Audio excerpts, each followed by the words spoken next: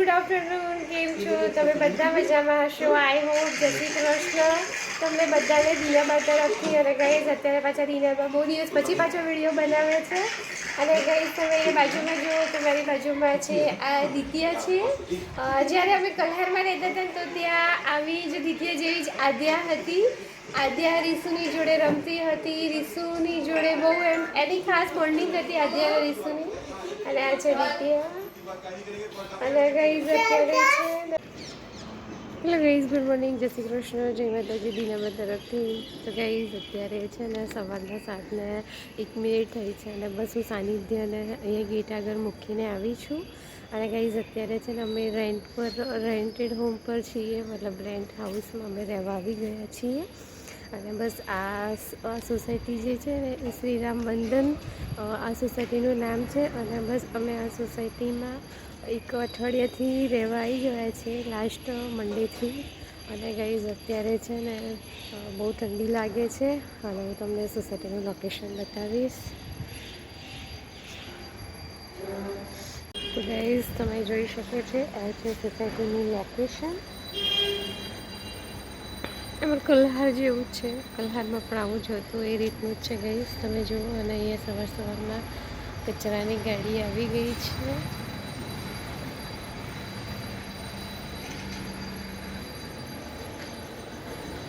અને અહીંયા અંબેમાનું મંદિર છે, તમે જોઈ શકો છો ગાઈઝ. તમને બતાવું માતાજીનું મંદિર.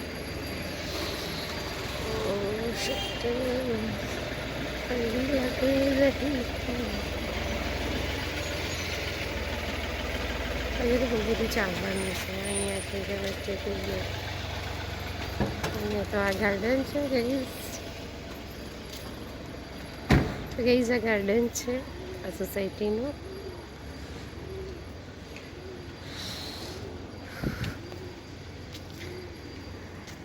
ગાઈઝ તમે જોઈ શકો છો કે આ અંબેમાનું નાનકડું મંદિર છે. અને અહીંયા રોજ 2 ટાઈમ દીવાબત્તી થાય છે આ મંદિરમાં.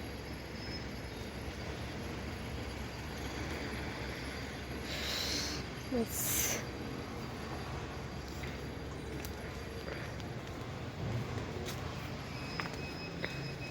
અને ગાઈઝ અમે અહીંયા આ એચ બ્લોક છે, અમે આ એચ બ્લોકમાં અમે રહીએ છીએ. એ એચ બ્લોકમાં 31 નંબર છે, 31. બસ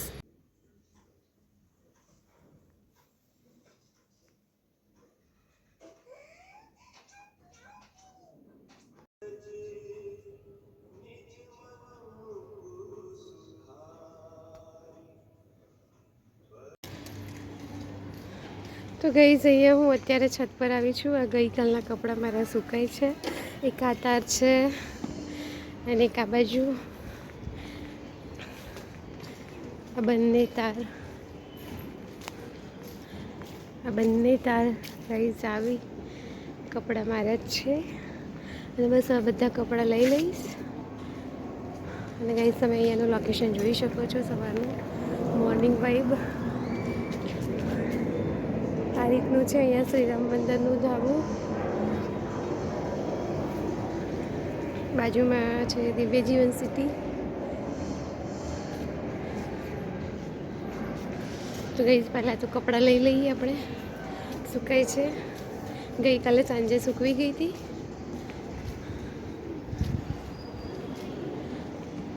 તમે જોઈ શકો છો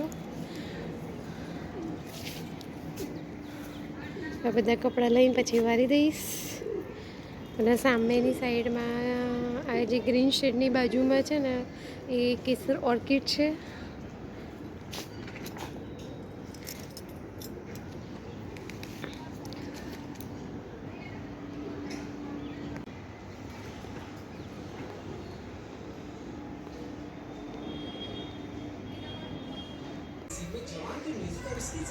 હેલો ગાઈઝ, તો ગાઈઝ અત્યારે ઇવનિંગ થઈ ગઈ છે અને અમે આ રેન્ટ ઉપર હજુ અમારે સાનિધ્ય બોલ, સાનિધ્ય સીધી રીતે બોલ. હાય કેવડા ના કાઢે. હાય બોલ તો રીશુ. ગાઈઝ તમે અમારા રીશુ જુઓ. રીશુ કે છે હાય. રીશુ બોલવીટા ખાધી છે ને ત્યારે મોં જુઓ, ગાલ મોઢા પર બધા છે ને એને શું કહેવાય મોઢું બગાડી દીધું છે ટૂંકમાં બોલવીટા ખાઈને. તો ગાઈઝ અત્યારે ઇવનિંગ થઈ ગઈ છે અને અમે છે ને રેન્ટ પર આવી ગયા છીએ. હવે ઘરમાં જઈએ છીએ અને અમે સાનિધ્ય જોડે બંને સોફામાં બંને બેગ ફેંકી દીધી છે કપડાની ને એની સ્કૂલની. અને આમાંથી હું કપડાં ધાબા પર સૂકવ્યા હતા અને હું લઈ આવી છું. અને ગાઈઝ તમે આ રીતની જોઈ શકો છો રેન્ટ પર ગયો છે અને આ ફર્નિચર જેમનું મકાન છે એમનું જ છે.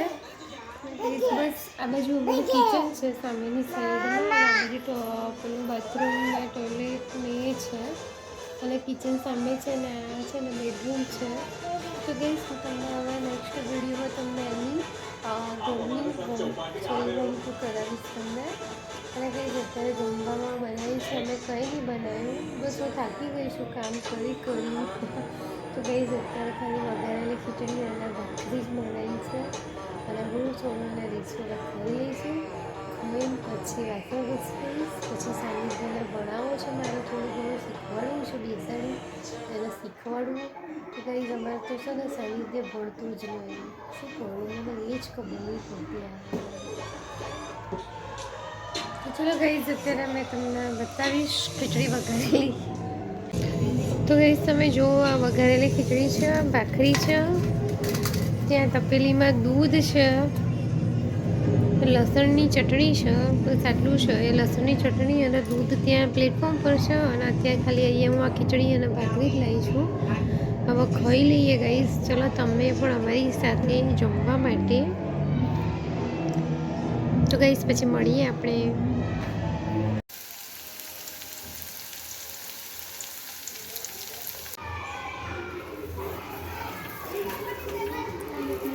गाइस અહીંયા છે ને આ થેપલા બને છે. जल्दी कब इसमें 15 करना है डालो के कब बनेगा. हाँ हो गया जल्दी इसके साथ चाय भी बना दे. हाँ बाद में चाय बनाती हूँ, पहले थेपले और चटनी खा लो. लाओ डिश लाओ चलो. તો ગાઈઝ અત્યારે અહીંયા છે ને તમે જોઈ શકો છો ઇવનિંગ થઈ ગઈ છે અને ઇવનિંગમાં અત્યારે કંઈ ખાસ કર્યું નથી અમે. ચટણી બનાવી છે લસણની, તમે જુઓ, અને તેલમાં મેં વઘારી દીધી છે. લસણની ચટણી છે અને થેપલા છે. બસ લસણની ચટણી, થેપલા અને ચા, બસ અમે અત્યારે એ જ ખાવાના છે ડિનરમાં. અને લોટ બાંધેલો છે તમે જોઈ શકો છો. અને ગાઈઝ અહીંયા છે ને અમારે આ રીતનો વ્યૂ છે અહીંયા શ્રીરામ મંદિરમાં,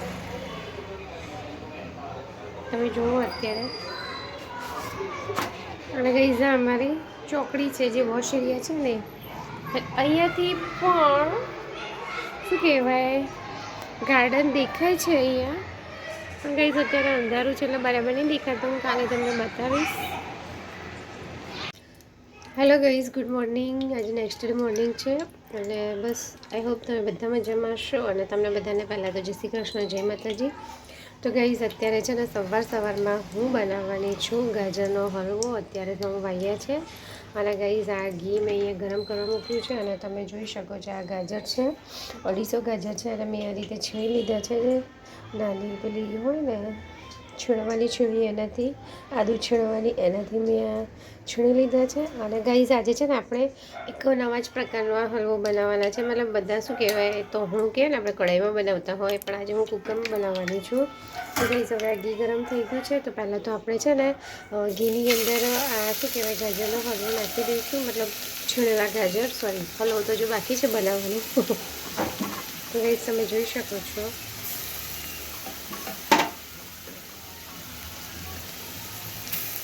બધું જે છે ને આપણે ગાજરની છીણ અંદર નાખી દીધી છે, બરાબર. હવે આના પહેલાં આપણે શીખી લેવાનું છે. ગાજરના હલવાને છે ને શીખી લેવાના છે, મતલબ છીણના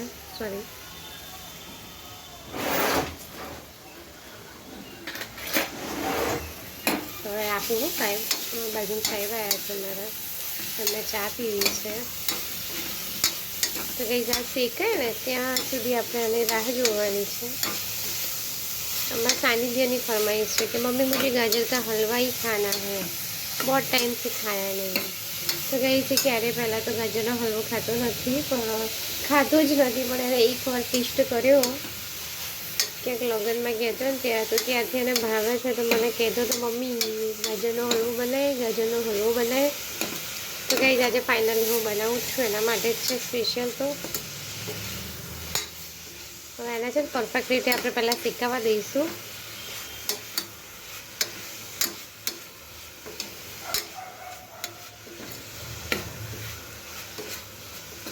શેકાશે ને એટલે મસ્ત રીતે એની અરોમા આવશે આપણને. તો ગાઈઝ તમે જોઈ શકો છો કે આ જે છે ને ગાજરની છીણ એ મસ્ત રીતે ઘીમાં શેકાઈ ગઈ છે, અને એનો કલર પણ તમે જોઈ શકો છો કે પહેલાં કરતાં ચેન્જ થઈ ગયો છે એનો કલર બી. હવે આની અંદર આપણે છે ને દૂધ નાખી દઈશું, અને પછી આપણે એને 3 થી 4 સીટી વગાડી દઈશું. તો ગાઈઝ આ તમે જુઓ મારી પાસે છે દૂધ અને મલાઈ, બધું એક સંગાથ હું નાખી દઈશ, કારણ કે ગાઈઝ મારી પાસે છે ને માવો નથી એટલા માટે.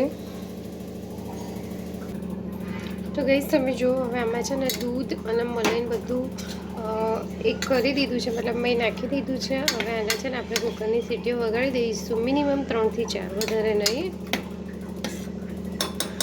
પછી આપણે એમાં છે ને થઈ જશે ને પછી આપણે એમાં મોરસ એડ કરશું, ઇલાયચી પાવડર એડ કરશું, અને કાજુ બદામ એડ કરશું લાસ્ટમાં. તો ગાઈઝ હવે આપણે આ કુકરમાં મૂક્યો હતો ને ગાજરનો હલવો, તો આ રીતનો થઈ ગયો છે. હવે એમાં થોડોક દૂધનો ભાગ છે જ, તો હવે આપણે એને બાળી દઈશું, અને છે ને આમાં આપણે પેલા મોરસ એડ કરી દઈશું. તો ગાઈઝ હવે આમાં છે ને ખાસી બધી મોરસ એડ કરી દીધી છે. હવે જ્યાં સુધી આ અંદર પાણી છે મોરસનું એ બધું બળી ન જાય ત્યાં સુધી આપણે એને ગેસ ઉપર આ રીતે ધીમી આંચે એને પાકવા દઈશું, મતલબ ચડવા દઈશું. તો ગાઈઝ હવે તમે જોઈ શકો છો કે આની અંદર છે ને મેં કાજુ બદામ અને ઇલાયચી પાવડર એડ કરી દીધો છે, અને આની અંદર ઘી પણ છૂટું થઈ ગયું છે, અને ગાજરનો હલવો આપણા માટે હવે આ રેડી થઈ ગયો છે ગાઈઝ.